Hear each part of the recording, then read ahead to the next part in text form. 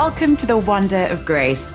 My name is Sadara, and I love that you're joining me across these 8 sessions as we dive into God's most powerful and transformational gift, His grace.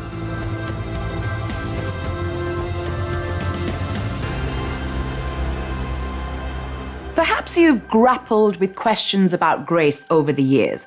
What even is it? Does it apply to everyone? Do we have to do anything to get it?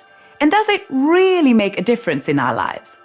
Well, over the next few sessions, we discuss these very questions, and at the end, I think you're going to find that grace truly is wonderful. Now, let me tell you about the time I first heard about grace.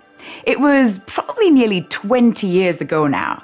I had recently become a Christian, and I kept hearing this word at church that I couldn't quite comprehend. Now, my cultural background and the understanding of religion I had growing up meant that I thought I had to earn God's love, like it was a transaction. I prayed because I was scared that if I didn't, God would punish me. I worked hard at school because I thought God would be proud of me. And I kept striving to be perfect for fear that God wouldn't love me if I wasn't. Now, I wonder if you can relate to some of these thoughts.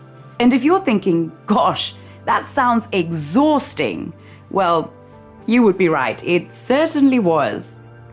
But when I began to understand that grace was all about what God had already done in Jesus, and that it had nothing to do with what I had or hadn't done, or how well I performed my Christian duties, my first thought was, it seems too good to be true. Surely there was a catch, some kind of loophole. It couldn't be that easy.